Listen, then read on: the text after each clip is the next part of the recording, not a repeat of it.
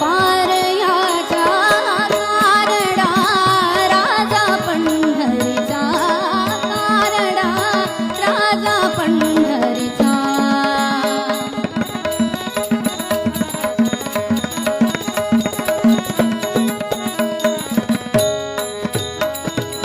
निराकार तू निर्गुण ईश्वर कासा प्रकटला आसा विठेवर निराकार तू निर्गुण ईश्वर कासा प्रकटला आसा विठेवर उभय ठेविले हात कटीवर उभय ठेविले हात कटीवर पुतळा चैतन्य